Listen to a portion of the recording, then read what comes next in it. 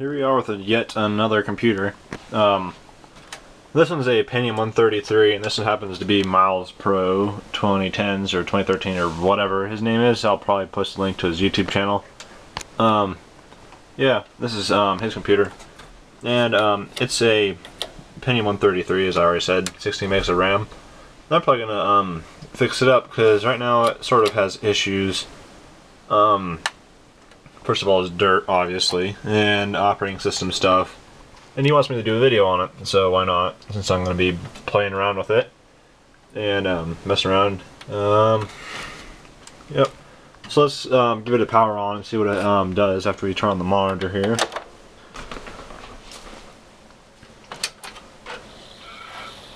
Kind of has a delayed reaction to being turned on, doesn't it? You might be able to hear that hard drive. No, actually, you will be able to hear it because it's pretty dang loud. It has my favorite hard drive in it, actually, a Western Digital Caviar. Like, what is it? 21,200 or something like that, whatever it's called. Yeah, 1.2 gig drive. I like it. And we're not getting anything. This is weird. Uh-oh. Weird. Indeed. It might help. I already took it apart a little bit. Might help if we had the IDE cable all the way in.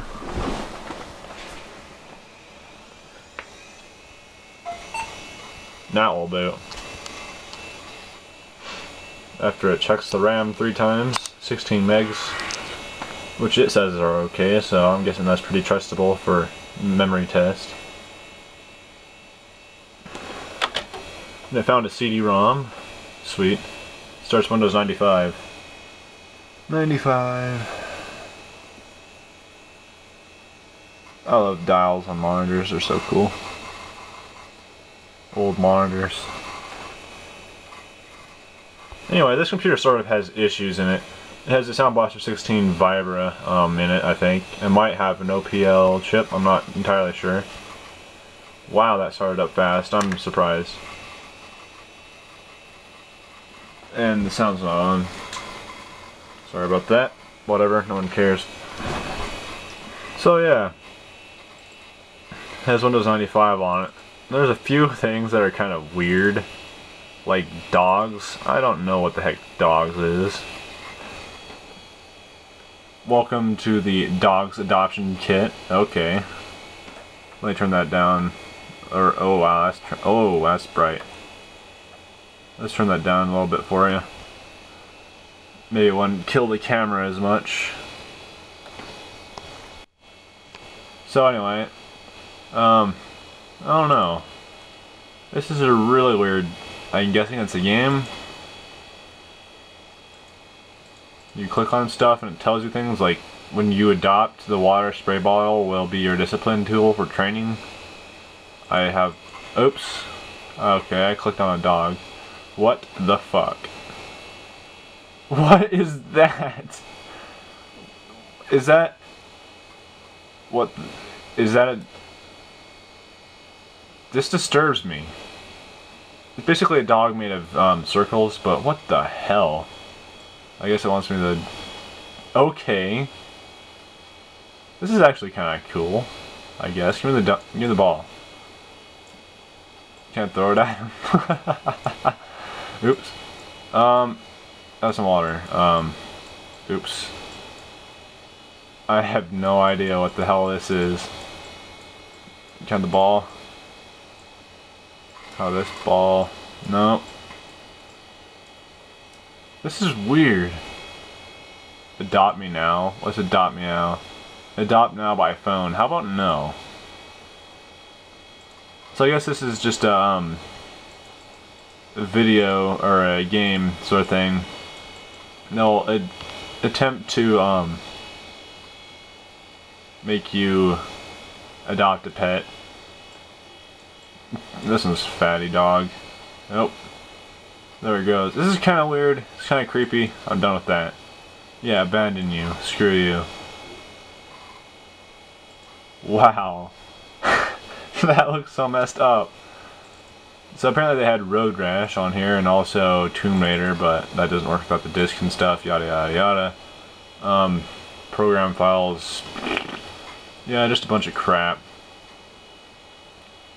If there's anything like personal files on here, I'd obviously erase them. I'm probably going to reinstall Windows 95 onto this because it's kind of not working very well. There's a whole bunch of these 200 games groups, none of which are even on here. I'm guessing you had to have a CD to that. Warheads. I know that game. Interesting. That's my Chaos. I'm guessing that's Spheres of Chaos, maybe? It's one of those like giant like shareware discs. Quite possibly is. Accessories, you know, regular stuff. Oh, Red Alert. So it has Command & Conquer Red Alert on it, I guess. I have that game. It's kind of interesting. I need to play it more. America Online. Chessmaster 4000. I only have 2000, or was it 3000? I'm not sure. But I don't know. Last time I tried this, it didn't really work.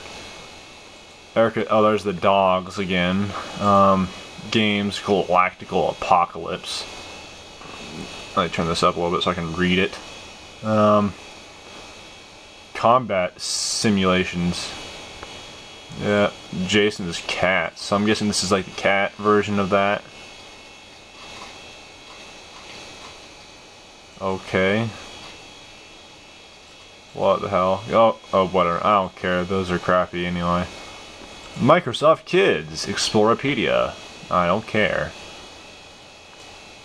Blah blah blah.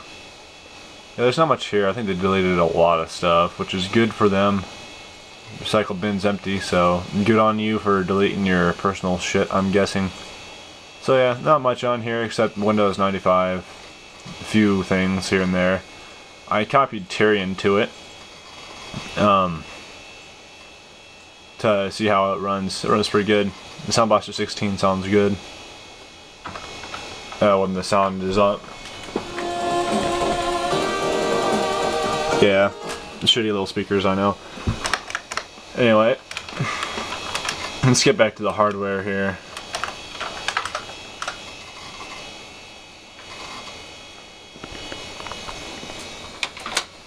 So anyway, let's look at the hardware here. As you can see, it has a Coast module for more cache, but I think it has some pipeline burst cache on board, although I'm not entirely sure what it is. It's not removable, so quite possibly is. And these are some of the biggest heat sinks I've ever seen on voltage regulators, I'll let you know. Look at those things. Those are huge. There's no way on earth those things are getting cold. Or I mean hot. Well, they're not getting cold either. Here's the Sound Blaster 16 Vibra. I'm guessing it's an earlier one since it doesn't say Vibra anywhere on the thing. Let's see here. Oops, that was loud.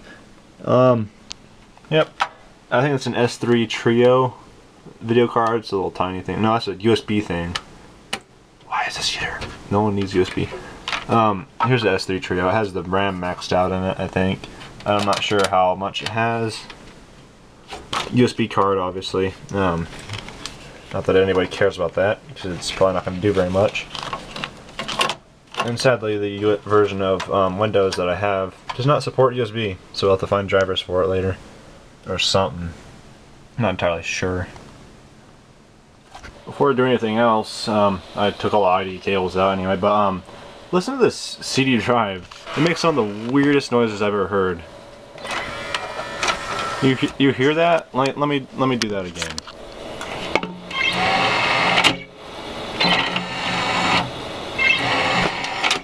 Do you hear that? It's like it's weird. That's a weird old CD-ROM drive. Obviously it doesn't read burnt discs, so we're gonna have to borrow this drive right here to install my operating system. One of the things I like to do is take apart power supplies and look at their insides and make sure there is no bulging caps or anything like that. And I'm not too impressed with this power supply, to be honest. It's kind of looking skimpy. The heat sinks aren't very big. But no. Other than that, no, the caps seem to be bulging at all. If my camera would focus. And yeah, looks like it should be in working order, except a little bit dusty. Well, I'll fix that with the air compressor here pretty quick. Seeing that the brand name is Glitchmaster, I'm surprised that anybody bought this or put it in their computer, because it'd be like, oh no, it's gonna give me glitches.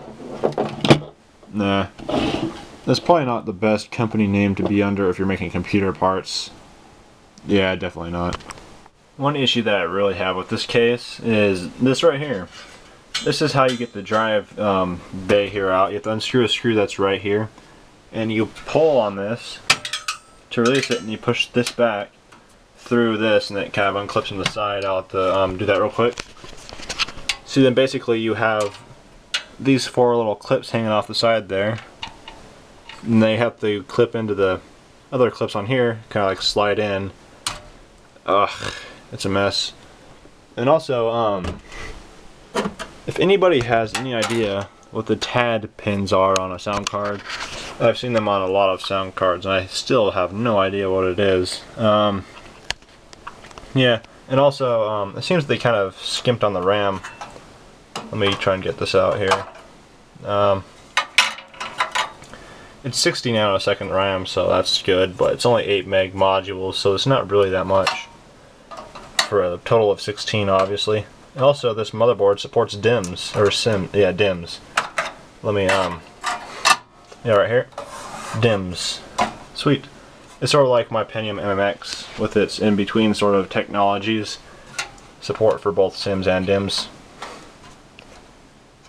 Wonder what happens if I stick one in there. I'll have to try that later. Also, it has all the I/O on board like most Pentiums do. You have your IDE, your floppy disk, your parallel, and serial. As well as either this one or this one's like a PS2 mouse header. Also, you have a dreaded Dallas chip, so when that goes out, we'll have to mod that, but right now it works just fine, which is good. Here's a heatsink fan that he got for the thing, because it didn't come with one for some odd reason. And this ball bearing fan is kind of cheesy. You can hear it rattling when you let it go, but other than that, everything seems to be in order here. It's a little bit dusty. It'd be nice to give this motherboard a bath, but since the thing has a Dallas chip and not a regular CMOS battery, it's not really possible to do that. So I got the thing clean enough now, I think. Yeah, it's yeah, pretty clean now. They actually used a lot of screws here, unlike plastic standoffs that you're used to seeing, like these pieces of shit. There's like one standoff here, so that's pretty good. Because I don't like it how they okay, what the heck is this doing? Get in there. Ah. I think that should be good enough. Anyway, they use a lot of screws. As you can see, they use 6 screws, although they kind of leave the end of the board hanging out. But that's not really much of a problem unless you're really pressing on it for some reason or another. Yeah, that's all clean. The power supply had good caps and stuff, and all that. Cleaned up the motherboard a little bit. Got rid of the really thick dust on the chipset, and yeah, it's looking pretty good. Since this thing didn't really label which IDE header is what, it seems I got them mixed up. I put the primary in here, which is that's not the primary, that's the primary. So I kind of goofed up there. It kind of sucks that they didn't do that. Not to redo all those cables. Ah, IDE cables are such a pain in the ass sometimes, but yeah, they're never mind. They're always a pain in the ass. So I finally got it to work again. I'd say I guess it doesn't look too bad in there. Yeah, IDE cables. But yeah, I got it all set up and ready to go again, except for the front here. Except for a little bit of bending on the flaps on the inside of the case. I got the thing to fit on there properly this time. And this thing is, it's metal. This is unlike the other 246s that I've had in here. where they are plastic with like a sort of flexible metal thing underside for an EMI shield. But yeah, this thing is pretty beefy. And it's pretty large too. For some reason it seems a lot bigger than my 486, even though they're pretty similar in size. I've stuck that on top of here to see, because for some reason this just looks huge for some reason. It's probably the lack of the sort of details on the top here. They give it sort of a little more, makes it look smaller almost, because the design's not so huge and barren. It's just huge. Oh no.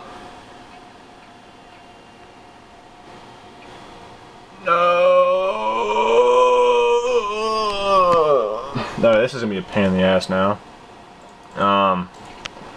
Apparently my 486 still has Windows 95 on it. Damn. Get Windows 95 the fuck off this thing. It does not belong here. The controller hates it, man. Well, it doesn't hate the controller, but fucking slow mode here. Ugh. Well, let's see if I can somehow persuade it to write a boot disk for me, please. Oh yeah, by the way, Tower of Desktops.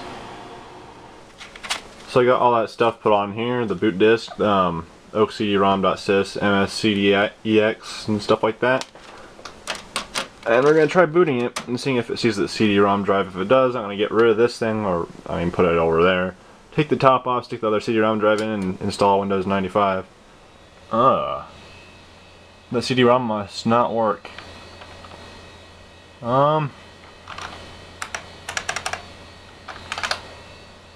Well, how odd. Might have to find a different CD-ROM for it. But it does appear to be loading up the CD-ROM drivers. So, let's move this thing and see what we can do. And voila, we have a directory of the Windows 95 setup on CD. So this is not working correctly, sadly. I wonder what's wrong with it. Might have to take it apart and look at it. Huh. It'd be a shame to have to use a black CD-ROM drive in this system, but I don't have any other beige CD-ROM drives to trade it out with. Oh well. I guess I'll just use this for now and just keep that in there for it looks. Yeah.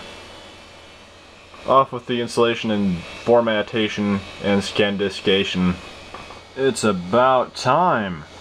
I like to name my drives after the type of computer it is. In this case, it's a Pentium 133. So that's gonna be the drive name. 0 bad sectors so far from the format, so everything looks to be doing pretty good. Yeah, I know what you're thinking right now. What's that crap they're doing in there after it had a beautiful Western Digital hard drive? Well, the thing is, that Western Digital drive is so loud.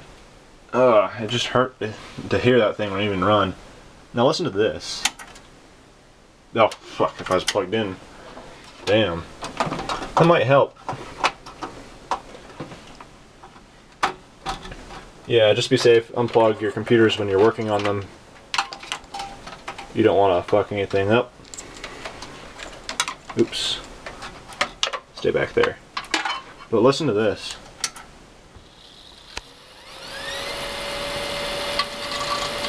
That thing is quiet. I could stand over here and I can barely hear the hard drive. That is excellent. So that's the reason why I'm going with this. Also, it's a bigger drive. It's about another gig of data storage, so that's also a little bit helpful. Yeah, this thing was just so loud. Let me plug it in so you can have like a little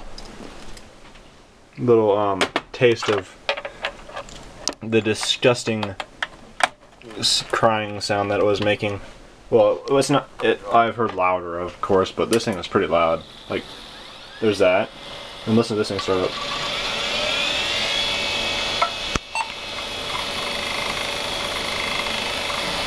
Yeah, that thing is loud.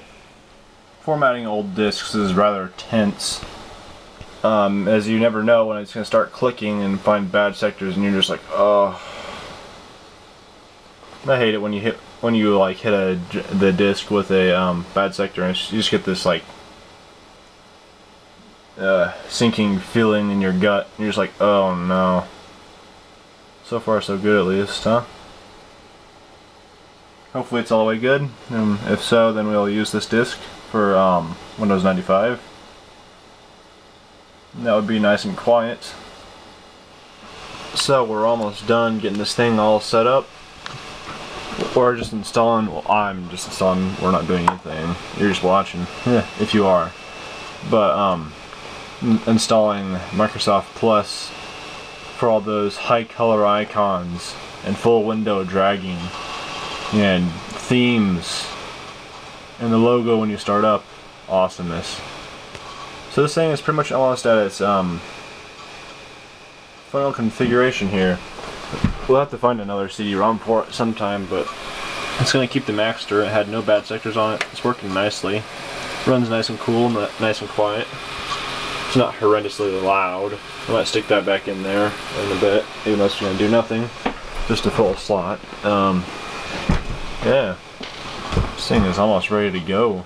I'm going to make a separate video showcasing this computer playing some video games. I'm not going to do that right now. And also playing the MIDI file that I found from VGAmes.com. That place is pretty cool. But as you can see, this thing is running fast, and there is no issues here except for the USB PCI card that doesn't have drivers right now, and some random unsupported device that I cannot figure out what that is. It might be is it the CD-ROM? No, it's not the CD-ROM. Yeah, I don't think the spindle's working on the CD-ROM. That's probably its problem. Oh, that's not good.